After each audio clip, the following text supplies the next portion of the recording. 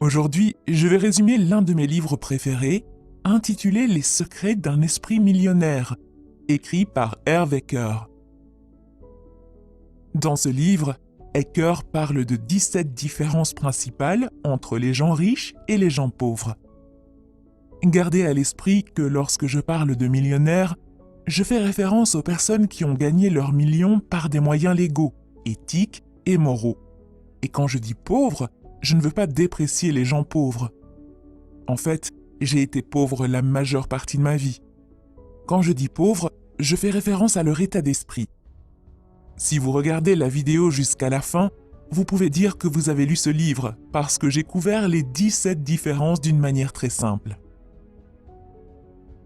Première différence. Les riches pensent grand, les pauvres pensent petit. Avez-vous déjà fait des courses et passé plusieurs heures dans plusieurs magasins pour trouver les produits les moins chers afin d'économiser 50 à 60 centimes? Si vous avez fait cela, vous avez une mentalité de pauvre. Je suis désolé de dire cela, mais laissez-moi vous expliquer. Bien sûr, ce n'est pas une mauvaise chose d'économiser de l'argent pendant que vous faites vos courses, mais cela change quand il s'agit de savoir combien vous économiserez par rapport au temps que vous passerez pour cette économie.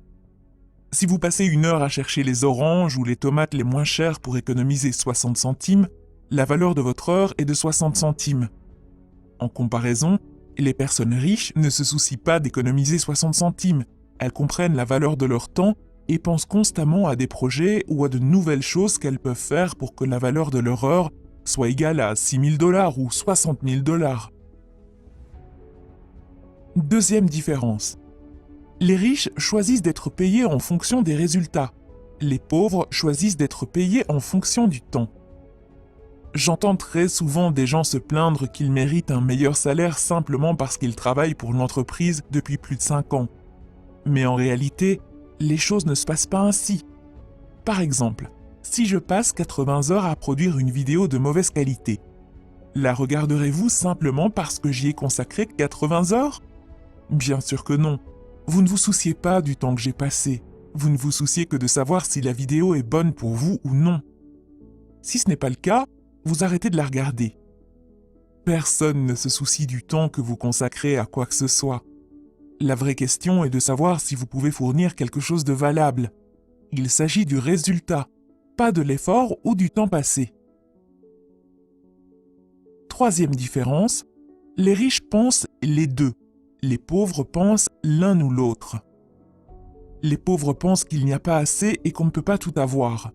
Les riches pensent qu'il y a assez pour tout le monde et qu'on peut avoir tout ce qu'on veut vraiment. Les pauvres croient à la rareté. Les riches croient en l'abondance. Voulez-vous une carrière réussie ou une bonne relation avec votre famille? Pourquoi pas les deux? Voulez-vous vous concentrer sur les affaires ou vous amuser et jouer? Voulez-vous une petite amie blonde ou brune? Pourquoi pas les deux? La dernière était une blague, mais vous avez compris l'essentiel. Les riches veulent toujours les deux.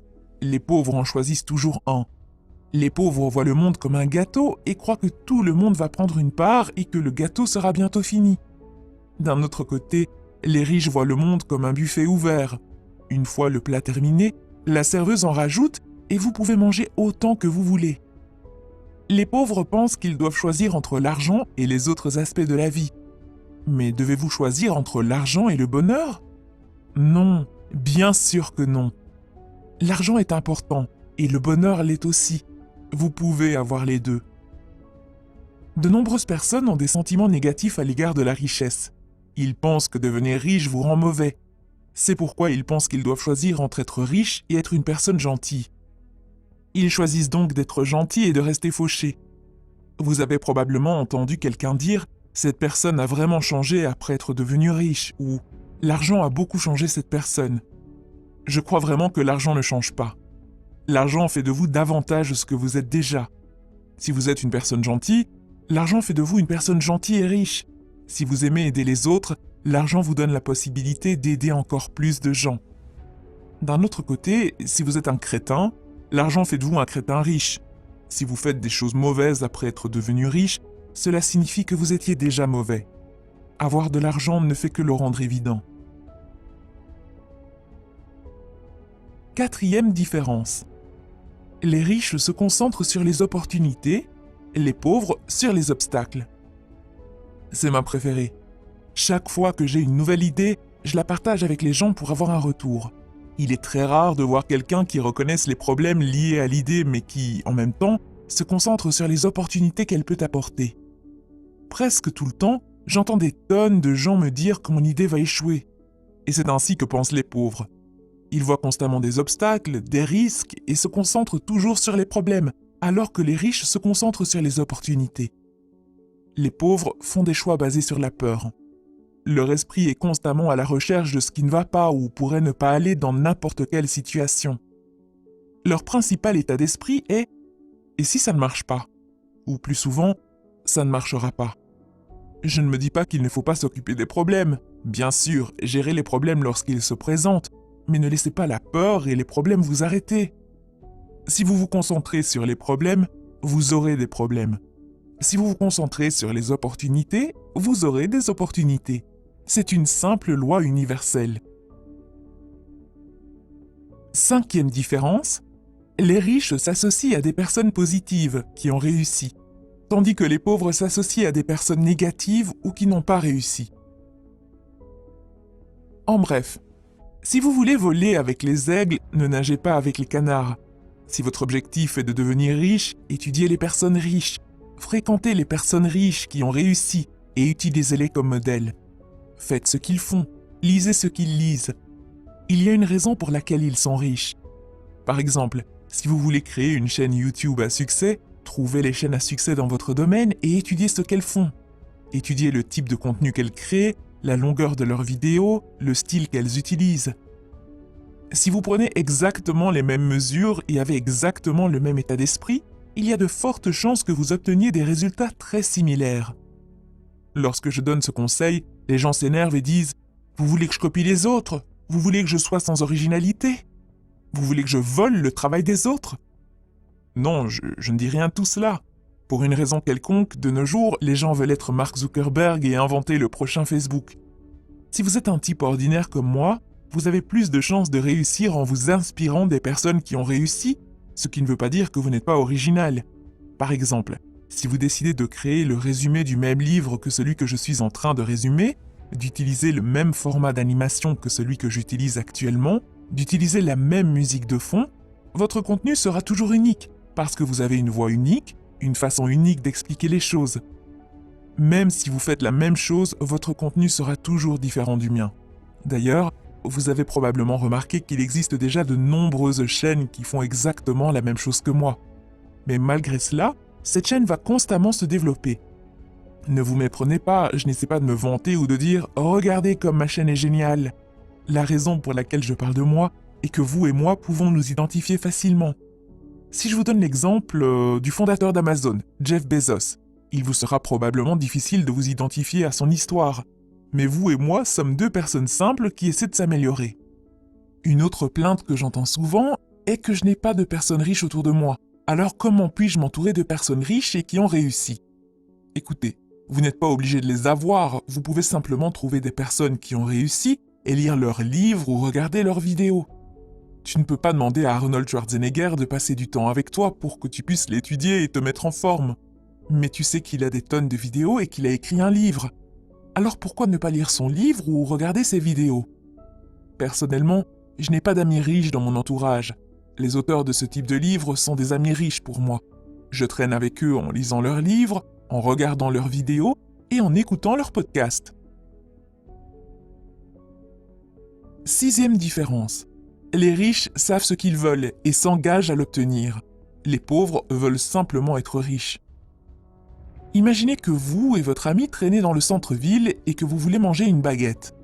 Votre ami s'approche du stand et dit « Bonjour, je veux acheter une baguette. Donnez-moi une baguette, s'il vous plaît. » Le vendeur derrière le stand sera probablement confus et demandera quel type de baguette votre ami veut, car il existe de nombreux types de baguettes.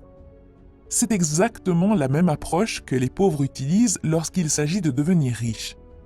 Ils veulent simplement être riches, mais ils ne savent pas à quoi ressemble une vie riche pour eux. Si vous ne savez pas exactement ce que vous voulez, la fille qui vend la baguette vous donnera la baguette de son choix et vous partirez. Imaginez maintenant que vous vous approchiez et que vous disiez « Bonjour, je veux une baguette de thon avec du fromage fumé, mais je ne veux pas ce type de pain. Donnez-moi ce pain complet avec des graines de tournesol.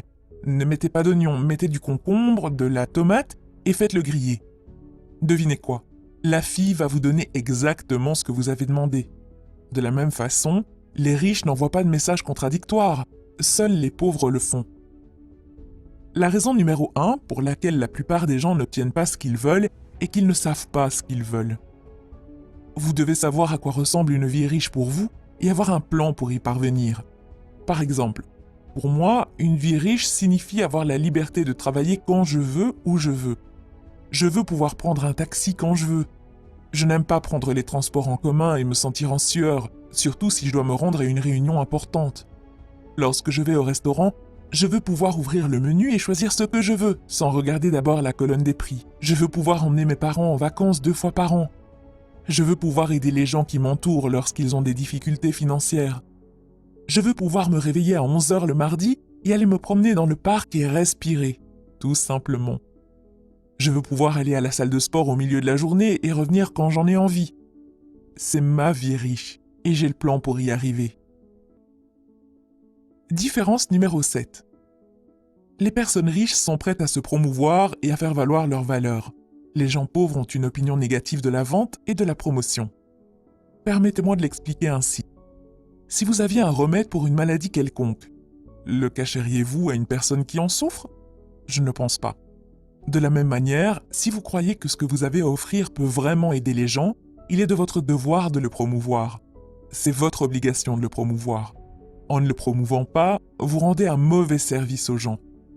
Peut-être que le produit que vous vendez est le produit qui peut changer ma vie, mais si vous n'en faites pas la promotion, je perds la chance de changer ma vie.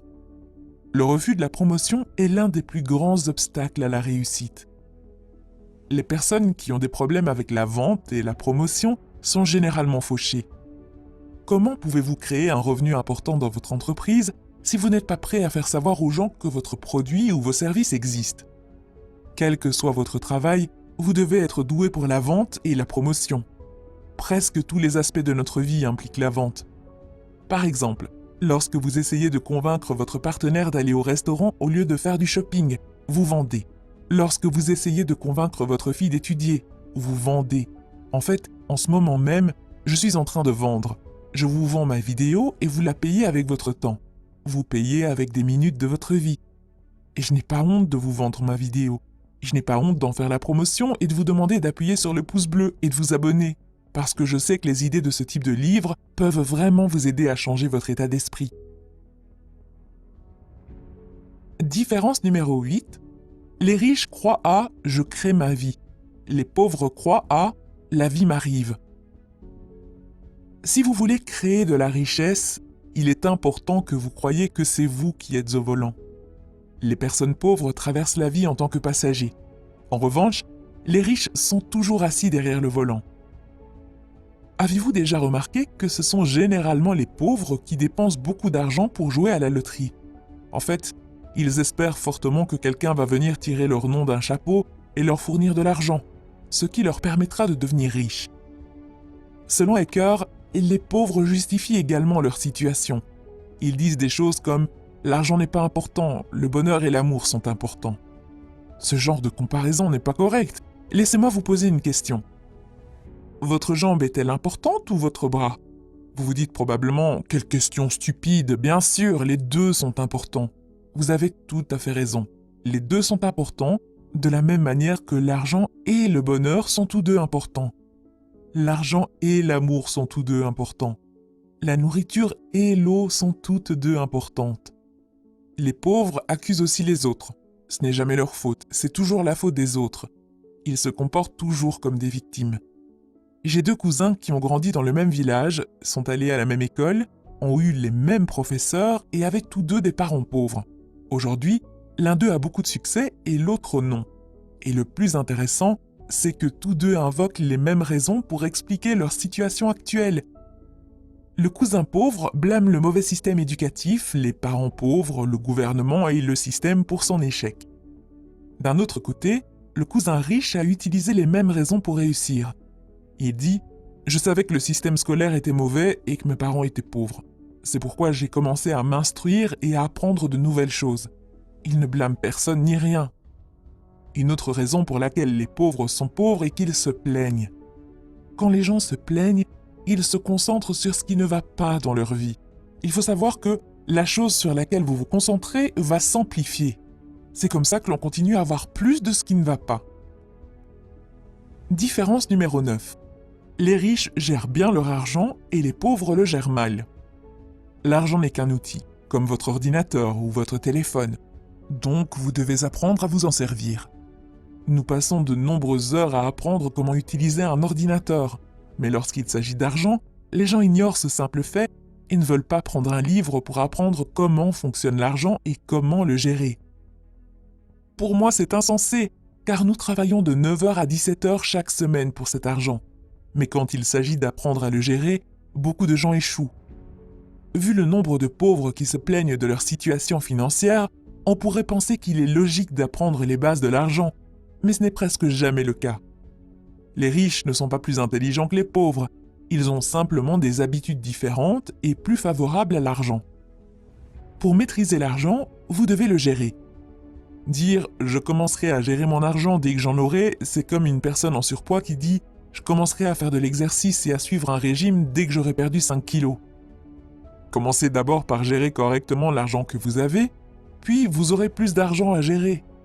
Si votre fils ne sait même pas manier et entretenir son vélo, lui achèteriez-vous une voiture? Bien sûr que non. La même logique s'applique à l'univers et à vous. L'univers dit « tant que vous n'aurez pas montré que vous pouvez gérer ce que vous avez, vous n'en aurez pas plus ». L'auteur dit même que si vous empruntez de l'argent pour vivre, vous devez apprendre à gérer cet argent. Le plus important est d'exercer les muscles de la gestion de l'argent pour que cela devienne une habitude. Il est très important de commencer par créer l'habitude. Par exemple, si votre objectif est d'aller à la salle de sport tous les matins pour pouvoir faire des squats avec 100 kg, vous devez d'abord apprendre à soulever une couverture d'1 kg avant de soulever un poids lourd de 100 kg. Si vous n'avez pas l'habitude de soulever la couverture et de vous lever du lit, vous ne pourrez jamais atteindre votre objectif. Pour bien gérer votre argent, l'auteur recommande de créer 5 comptes. Le compte d'investissement, le compte de loisirs, le compte d'éducation, le compte de dons et le compte de dépenses. Vous devez placer 10% de votre revenu après impôt sur votre compte d'investissement. C'est le compte qui va créer l'oie qui pond des œufs d'or. Ecker recommande également de mettre un montant égal, 10% sur votre compte de loisirs. L'argent sur le compte de loisirs doit être dépensé à la fin du mois pour des activités amusantes. Vous devez dépenser cet argent de manière à vous sentir riche et heureux. Si vous continuez à épargner, la partie de vous qui cherche à vous amuser finira par saboter vos autres comptes. Différence numéro 10. Les riches sont plus grands que leurs problèmes. Les pauvres sont plus petits que leurs problèmes. Le secret de la réussite n'est pas d'essayer d'éviter ou de se débarrasser de ses problèmes. Le secret est de se développer de manière à être plus grand que n'importe quel problème. Peu importe que vous soyez riche ou pauvre, vous serez confronté à des problèmes. La taille du problème n'est jamais le problème. Ce qui compte, c'est votre taille. Plus les problèmes que vous pouvez gérer sont grands, plus votre entreprise est grande, plus vous avez de responsabilités, plus vous avez d'employés et plus vous avez d'argent. Les choses que nous appelons problèmes ne sont en fait que des situations. Nous en faisons un problème. Respectivement, certaines personnes en font un problème, d'autres ne sont même pas affectées. Comment se peut-il que la même situation soit un problème pour l'un et pas pour l'autre? Cela dépend de la personne, cela dépend de vous. Vous pouvez être licencié et déprimé toute la journée et vous plaindre, ou vous pouvez utiliser votre temps libre pour créer votre propre entreprise. Différence numéro 11. Les riches sont d'excellents récepteurs. Les pauvres sont de mauvais récepteurs. Un mauvais récepteur est une personne qui ne peut pas bien recevoir. Et que recevons-nous? Nous recevons des éloges, des compliments, de l'argent, des cadeaux et bien d'autres choses. Beaucoup d'entre nous ont des difficultés à recevoir de telles choses. L'auteur dit que nous sommes conditionnés de cette façon. En grandissant, nous avons entendu des choses comme « c'est mal, tu ne fais pas l'affaire, qu'as-tu fait ?» Ces phrases renforcent tout le sentiment de ne pas être assez bon. Et le fait de ne pas se sentir assez bien est l'une des raisons pour lesquelles nous sommes de mauvais récepteurs. À partir de maintenant, acceptez tout ce que quelqu'un vous offre. Si quelqu'un vous dit que vous êtes beau, dites merci au lieu de quoi « Non, j'ai l'air horrible aujourd'hui ». C'est aussi simple que ça. Dites simplement merci et recevez votre compliment. Ecker dit « C'est drôle, quand j'étais fauché et que je voyais un centime par terre, je ne me serais jamais penché si bas pour ramasser ce centime. Maintenant que je suis riche, cependant, je ramasse tout ce qui ressemble à de l'argent. Puis je l'embrasse pour lui porter chance et je déclare à haute voix « Je suis un aimant à argent. Merci, merci, merci. » Différence numéro 12. Les riches jouent le jeu de l'argent pour gagner. Les pauvres jouent le jeu de l'argent pour ne pas perdre. Dans le sport, les équipes qui jouent strictement en défense et pas en attaque ont du mal à gagner.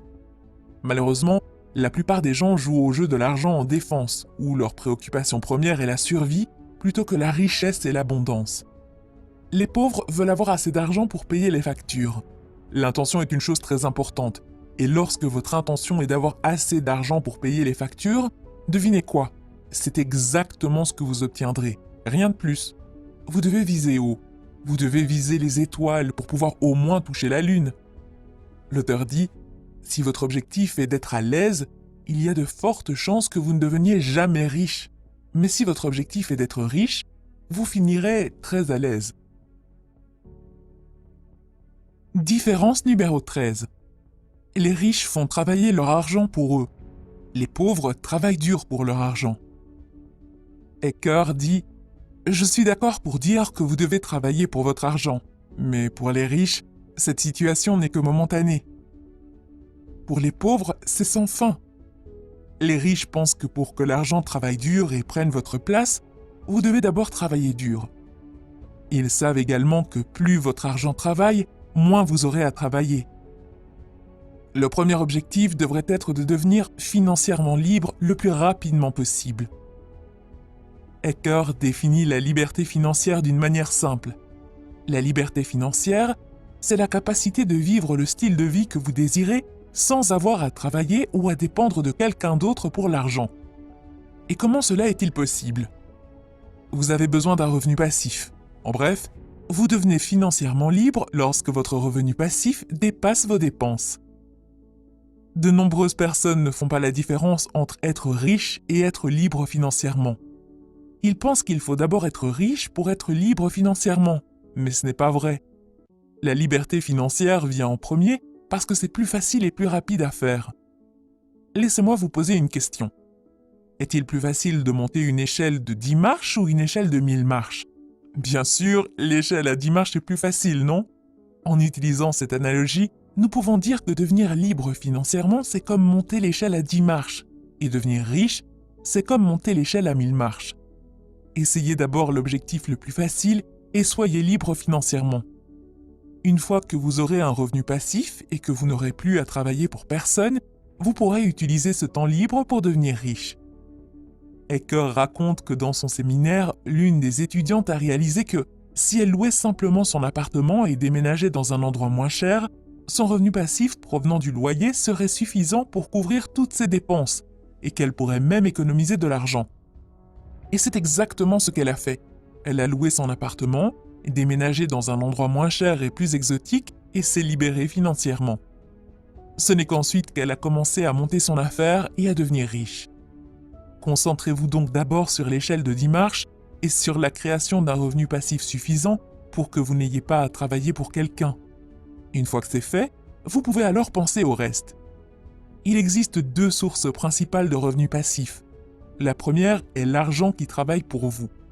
Il s'agit des revenus d'investissement provenant d'instruments financiers tels que les actions, les obligations ou d'autres actifs qui prennent de la valeur.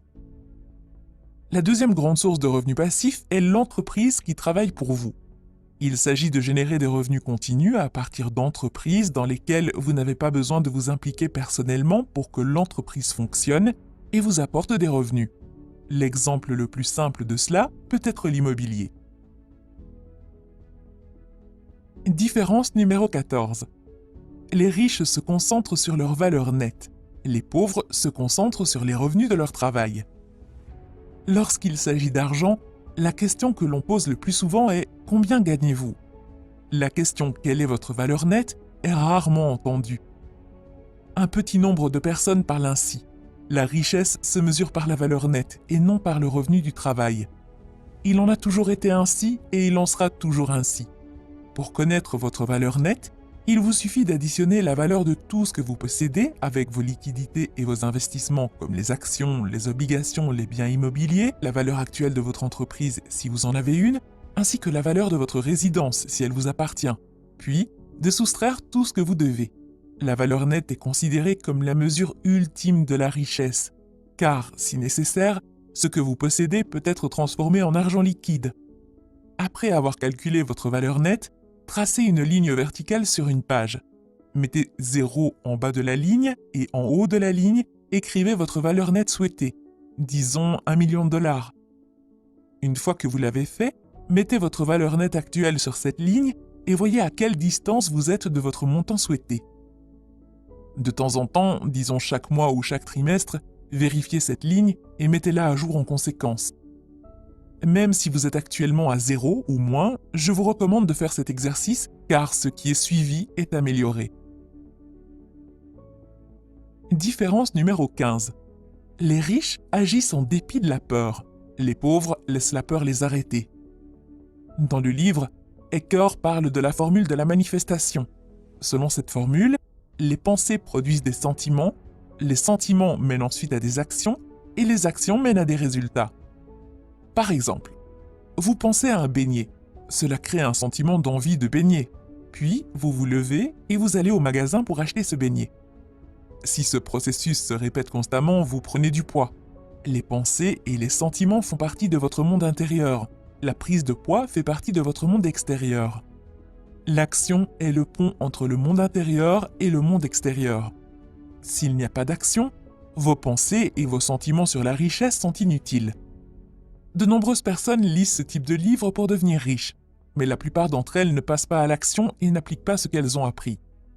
Il ne s'agit pas de savoir combien de livres vous lisez, mais combien de livres vous appliquez dans la vie réelle. Lire sans agir, c'est comme regarder toute la journée la photo de la fille que vous aimez sur Facebook au lieu d'aller lui parler en face à face. Si l'action joue un rôle essentiel dans la réussite, qu'est-ce qui nous empêche de passer à l'action ? La peur. La peur, le doute et l'inquiétude sont les obstacles les plus courants, non seulement au succès, mais aussi au bonheur. L'une des plus grandes différences entre les riches et les pauvres est que les riches sont toujours prêts à agir, même s'ils ressentent de la peur, même s'ils sont mal à l'aise. Les pauvres, en revanche, laissent la peur les arrêter. Ils ne veulent pas se sentir mal à l'aise. Si vous êtes prêt à faire ce qui est confortable, la vie sera inconfortable. Mais si vous êtes prêt à faire ce qui est inconfortable, la vie sera plutôt confortable. La peur et l'inconfort ne doivent pas vous arrêter. La peur est le produit de l'esprit. Votre esprit est un détecteur de peur, pas un détecteur de succès. Dès que vous commencez à faire quelque chose d'inconfortable, votre esprit vous montrera des dizaines de cas horribles afin de vous arrêter. Notre esprit est le plus grand écrivain de scénarios d'horreur. Entraîner et gérer votre propre esprit est la compétence la plus importante que vous puissiez posséder. Si vous voulez apprendre à contrôler votre esprit, je vous recommande de regarder ma vidéo sur le livre intitulé « Le pouvoir du moment présent ». Différence numéro 16. Les personnes riches apprennent et grandissent constamment. Les pauvres pensent qu'ils savent déjà tout. Ecker dit que les 3 mots les plus dangereux sont « je sais que ».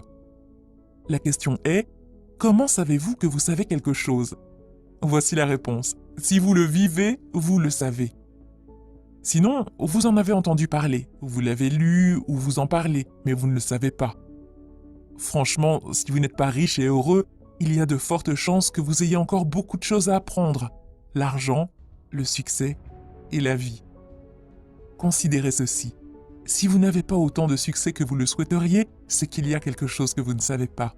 Si vous n'êtes pas riche, cela signifie qu'il y a beaucoup de nouvelles choses que vous devez apprendre et appliquer.